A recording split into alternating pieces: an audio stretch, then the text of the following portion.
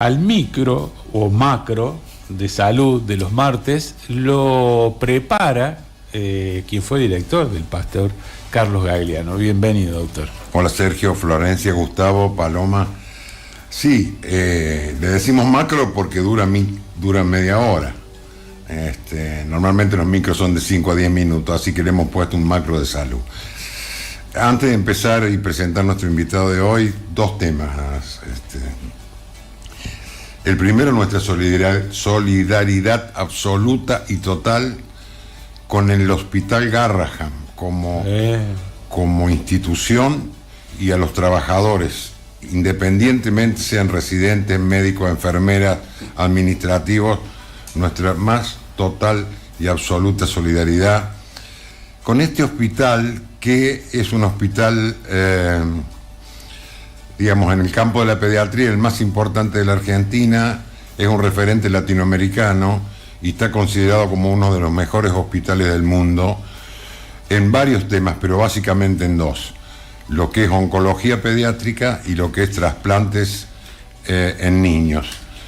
De modo tal que yo me preguntaba, ¿por qué el Garrahan? ¿Por qué ajustar el Garrahan?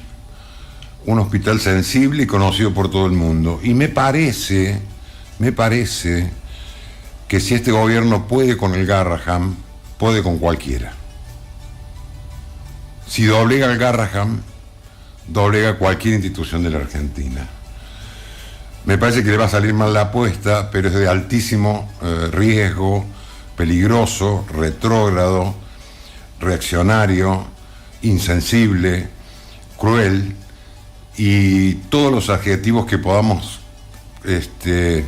calificarlos como negativo la política con el Garrahan. Y el segundo tema es nuestro rechazo absoluto y total a la salida de Argentina de la Organización Mundial de la Salud. Otro tema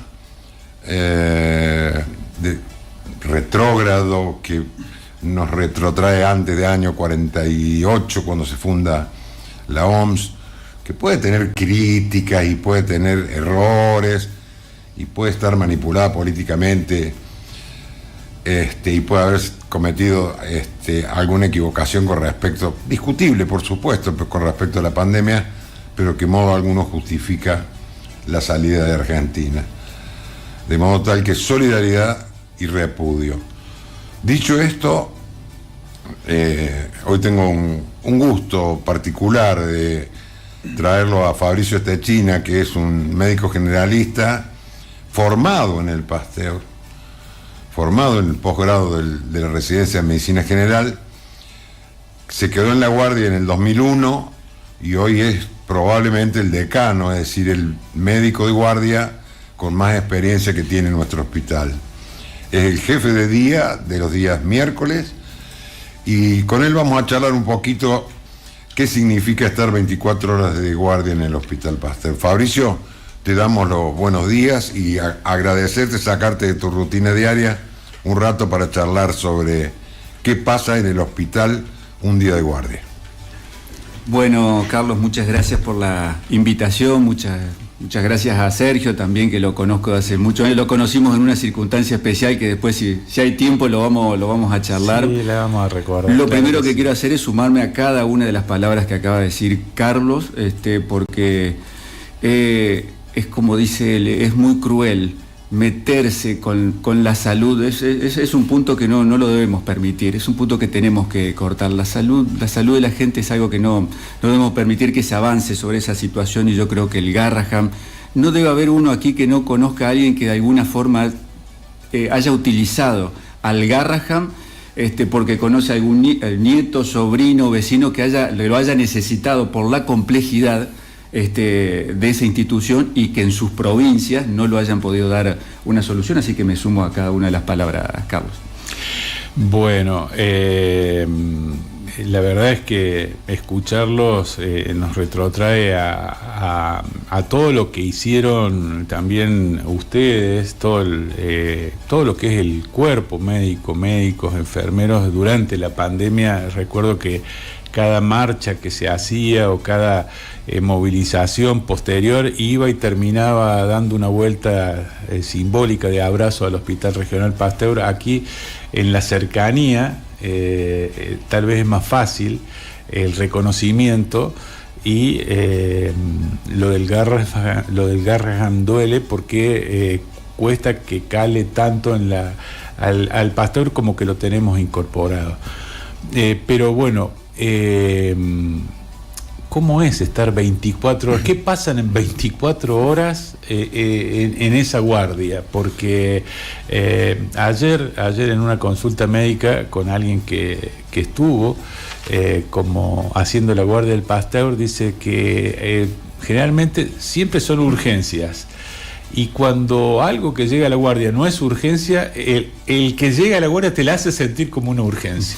Sí, por supuesto, siempre es así. Yo quiero decir que yo he vivido la evolución no solamente del hospital, sino de la ciudad en general. Yo la vi transformarse muchísimo esta ciudad. Yo, como dice Carlos, yo llegué en el 2001 para hacer mi especialidad en medicina general en el viejo hospital de la calle Mendoza, en donde, y acá hablo un paréntesis, yo creo que fue en el 2015 que nos mudamos al hospital nuevo, en donde hubo que reacomodar un montón de cosas, y acá es donde me honra Carlos con su amistad, porque para el que no lo conoce, y acá es la valoración que yo doy a Carlos en su vida sanitaria, no sé si saben, pero el salón auditorio del Hospital Pasteur lleva su nombre.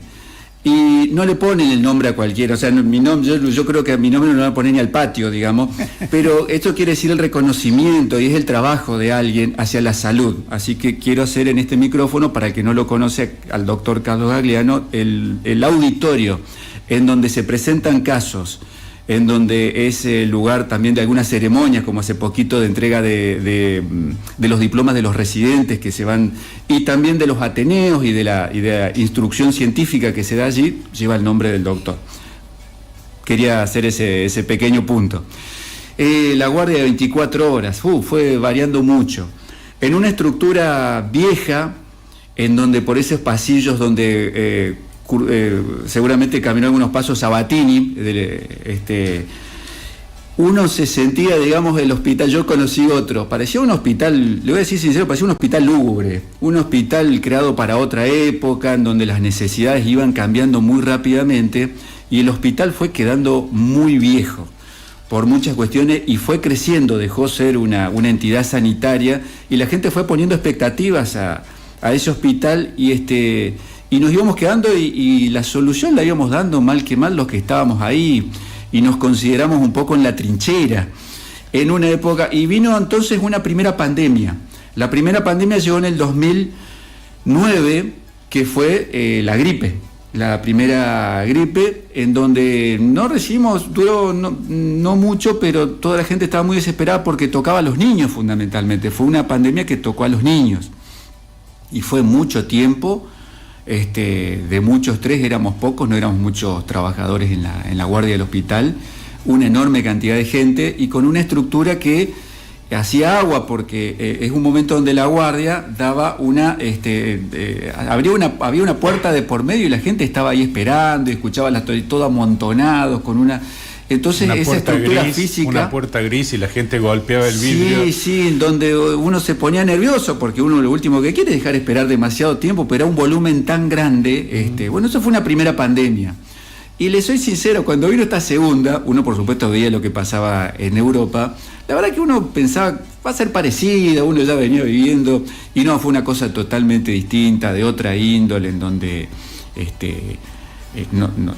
No quiero decir que por ahí la información que llegaba por ahí desesperó a la gente, o nos puso muy nerviosos a todos, o algunas medidas que se tomaron no habrán sido las correctas, pero la cuestión es que puso de otro ánimo, tanto a la gente, a los pacientes, como también a nosotros. Se volvieron momentos de mucha tensión, porque estaba en riesgo la salud de mucha gente, pero también la nuestra y la de nuestra familia. Quiero decir un párrafo aparte porque uno la sufrió también, porque uno volvía a su casa, y yo quiero decir que yo estuve en mi casa, tuve que hacerme un pequeño lugar y no toqué a mis hijos ni a mi familia durante un montón de tiempo, porque la ropa, porque todo el movimiento que se hacía, uno tenía miedo de contagiarlos, porque se venía con todo eso, y si bien tomamos todas las medidas sanitarias, la familia también sufrió, no solamente uno.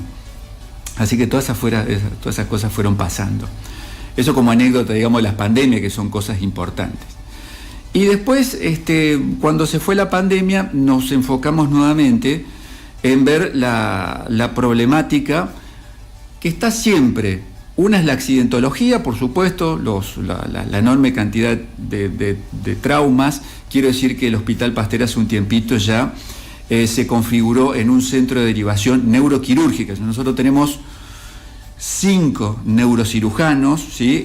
Había dos neurocirujanos que trabajaban en Belleville y se han concentrado, digamos, se lo ha concentrado en Villa María, y somos un centro neuroderivado, es decir, de todo Córdoba derivan pacientes que requieren neurocirugías, así que en ese sentido se ha vuelto muy importante.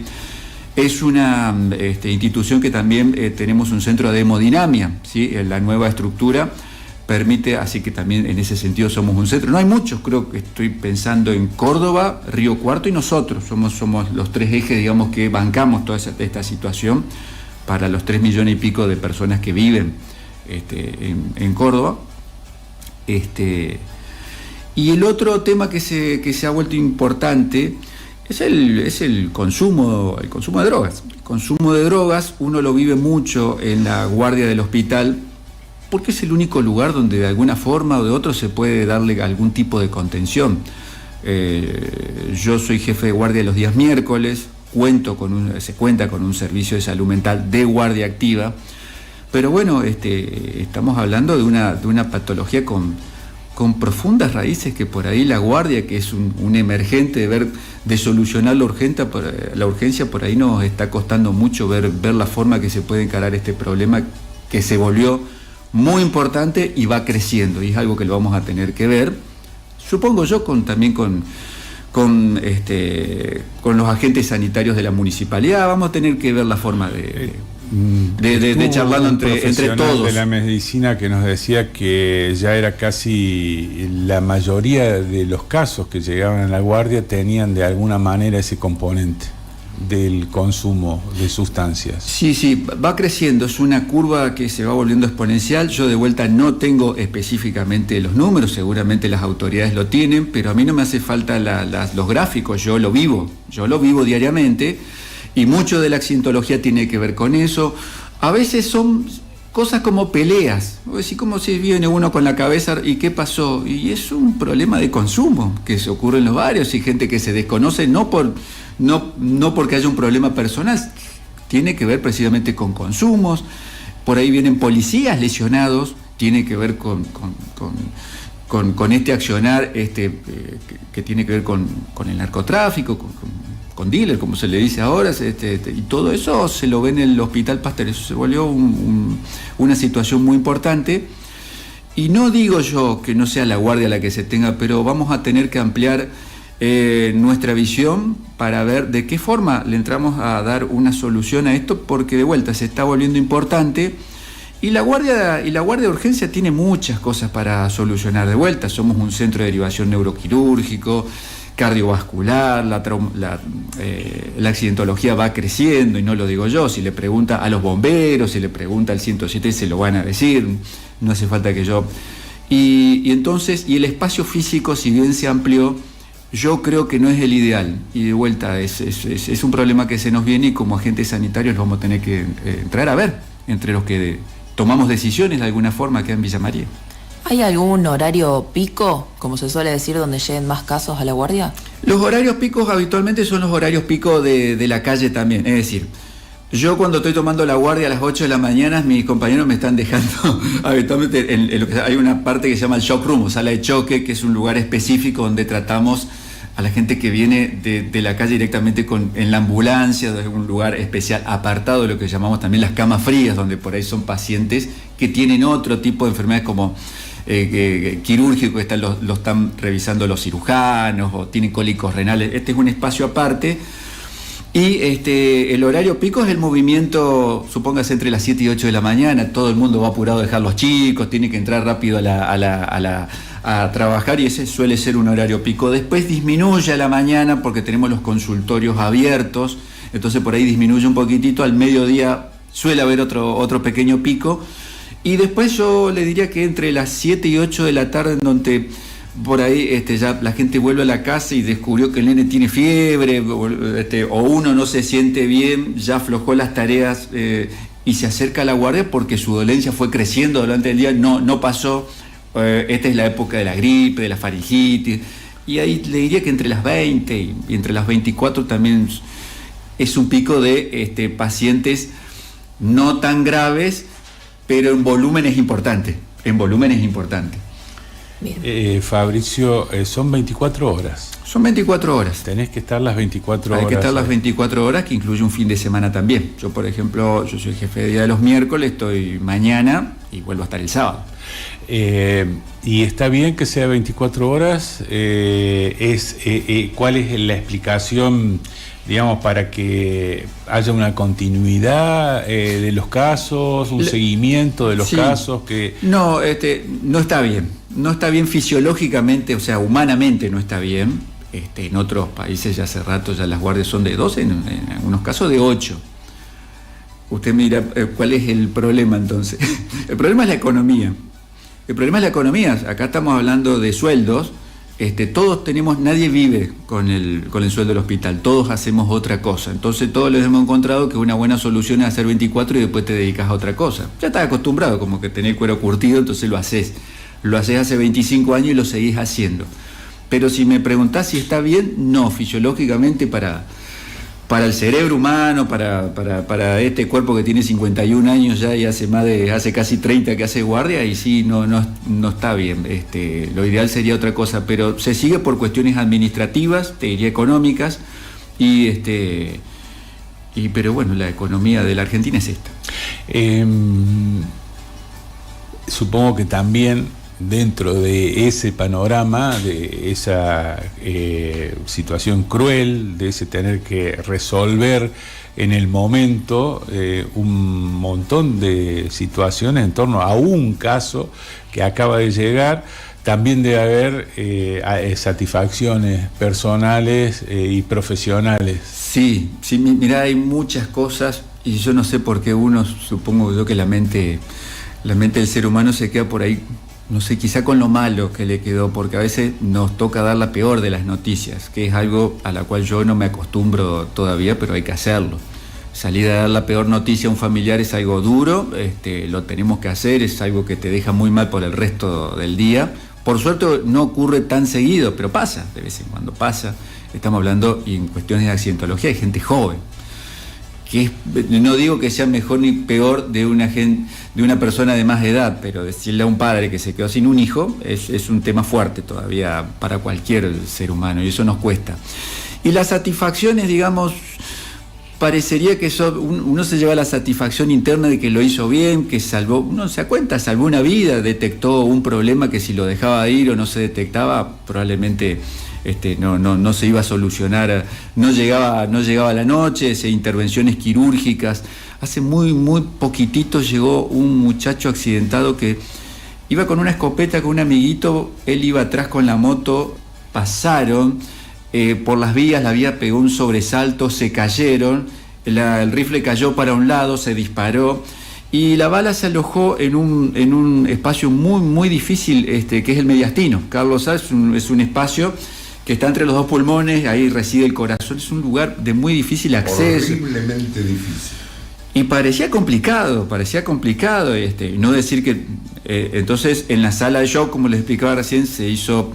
El muchacho no llegó en paro cardiorrespiratorio, pero uno veía la gravedad. Cuando ni bien hicimos la radiografía y vimos dónde estaba alojado el proyectil, uno vio que la cosa estaba complicada. Y bueno, se actuó rápido, los muchachos, los cirujanos actuaron muy bien y se le salvó la vida a un muchacho que tenía destino de muerte. Te vas con esas pequeñas satisfacciones, ustedes me dirán, es lo que tenían que hacer. Sí, claro, es nuestro trabajo, lo que tenemos que hacer. Y esas satisfacciones te la pones en algún bolsillito, digamos, de tu alma, como para irte con algo bueno de la guardia, cansado y todo. Y el combustible, pero como te decía, que va alimentando un poco y te da fuerza para seguir, pero después por algún motivo, en algún momento te vas con lo malo. No sé si ese día te tocó dar alguna de las noticias que yo te dije recién y te vas mal. En general te vas cargado por ese lado. De vuelta, por suerte no ocurre tan seguido. No sé si hay un promedio, dijiste que no te manejas con las estadísticas, pero ¿qué cantidad de gente se puede llegar a ver en la guardia en un día? La guardia, bueno, la guardia nuestra después de la pandemia quedó como guardia de adultos únicamente, y debemos estar entre los 150 o 160 aproximadamente, y a eso sumale otro tanto de la guardia pediátrica. No lo vemos nosotros, la guardia pediátrica tiene otro espacio y debe andar por esos mismos guarismos. Y después tenés la guardia de ginecología también, que ve otro, o un poquito menos, pero ve otro tanto también. Y quizás si sumás todo eso, estás en la... ¿Cuándo se incorporó la guardia pediátrica? La guardia pediátrica está hace mucho, pero no estaba desligada desde el punto de vista físico hasta la llegada, hasta el advenimiento de la pandemia. Entonces, se decidió porque la pandemia de COVID afectó particularmente a adolescentes para arriba, fue entre 15 y 16 años hasta los 60, 65, un poquito más, y prácticamente no afectó a niños. Entonces, para no juntar físicamente a pacientes pediátricos de adultos, en su momento se decidió llevar la guardia pediátrica a otro espacio, a un primer piso, en donde quedó definitivamente pasada la guardia. Se armó todo, digamos, en el primer piso, y nosotros quedamos como guardia de adultos únicamente, la típica guardia que está en el primer piso, en donde se accede al LALO. En donde, llegado el caso, si hay algún niño que ingresa también... con una urgencia, lo atendemos ahí mismo, y de última llamamos a los pediatras que vayan bajando, pero las primeras atenciones las hacemos nosotros, los médicos de adultos. ¿Qué tema? Es como haber estado ahí durante 24 horas, no es como haber estado ahí ayer. Sin toda la presión que significa estar ahí, digamos. Hace un tiempito ustedes me preguntaban, quería hacer, me acordé de algo de eso, que no tiene que ver conmigo, pero como lo viví, yo presenté una nota que salió en el diario, les agradezco porque salió, nos impactó a todos los que estábamos ahí, que se llamó... yo creo que le puse Milagro en el Pastel o algo como Mr. T, una nota que yo lo hice, porque es un chiquito que los padres sin querer, era verano, y los papás sin querer no se dieron cuenta, tenían una piletita y el nene se metió en la pileta y se ahogó, digamos, no estaba ahogado completamente, no falleció, pero estuvo mucho tiempo, digamos, sin respirar. Los padres o el abuelo, no me acuerdo, lo trajeron muy rápidamente, pero llegó en paro. El enorme trabajo de los pediatras lograron sacar a ese chiquito. Le puse Mr. T porque creo que el nombre empezaba con T, y yo para no dar el nombre lo asocié, para que los que somos más viejos, Mr. T era Mario Baracu de Brigada. Esto 40, 50 para arriba lo van a entender, ahí para abajo me parece que no lo van a captar. Y entonces lo asocié con eso, hice una pequeña descripción que salió en el diario allá por no me acuerdo por qué año, pero era más que nada un pequeño homenaje a los pediatras que no bajaron, porque la verdad que parecía que el nene se iba y logró salir. Así que eso pasó un tiempito, pasó antes de la pandemia. Por eso te digo, esas cositas te las llevas en el alma, como decir, bueno, hicimos algo, para algo estamos, para algo servimos, y ese chiquito está vivo, está vivo, no está de todo bien, sufrió algún problemita cerebral por la hipoxia, pero está vivo, está con su familia, está. Vos preguntabas, Sergio, recién las gratificaciones y los dolores, ¿no? En la época que uno hacía medicina asistencial estaba más solo, y generalmente las malas noticias se sociabilizaban, y las gratificaciones uno no tenía con quién compartirlas, eran más individuales. Yo creo que una de las cosas que ha mejorado muchísimo es el trabajo en equipo, es poder compartir con colegas, debatir un caso, estar apoyado entre los propios profesionales, y en eso el Pasteur, cuando yo llegué, tenía guardias pasivas, es decir, no había ningún médico que estuviera las 24 horas en el hospital.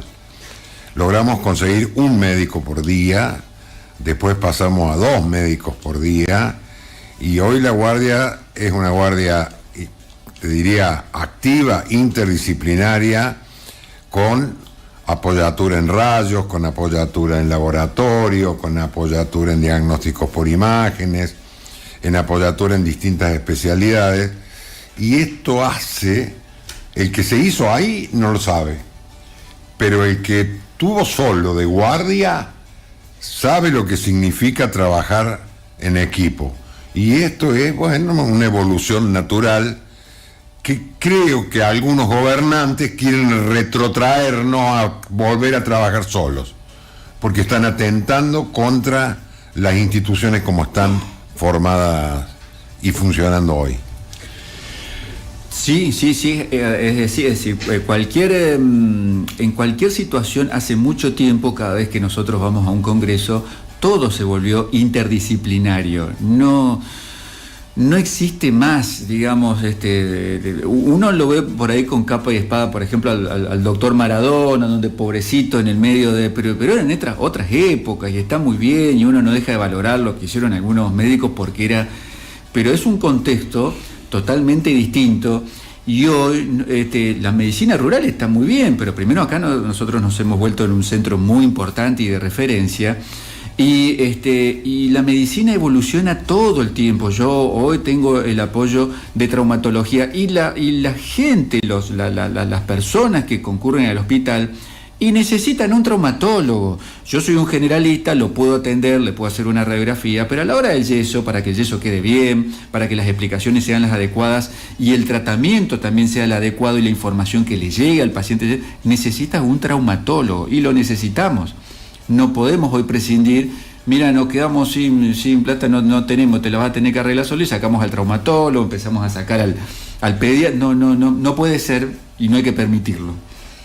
Cuando me refiero, Sergio, a que se está achicando esto, es que hay especialidades que no se están haciendo. Hay vacantes en pediatría, hay vacantes en terapia intensiva, hay vacantes en especialidades críticas que dentro de 10 o 15 años no va a haber profesionales. A esto me refiero, ¿no? Les agradecemos, siempre queda como para una segunda vez. Nos tenemos que ir, son las 9 de la mañana, están Leonela Puente y Juan Ramón Seya, vienen a ser mejor que ayer. Doctor Stechina, muchísimas gracias por su presencia. Muchas gracias a ustedes por la invitación, y cuando lo requieran. Gracias, Carlos, por este momento que nos damos cada semana para reivindicar la salud pública. Bueno, no habíamos saludado a la audiencia, así que nos despedimos saludando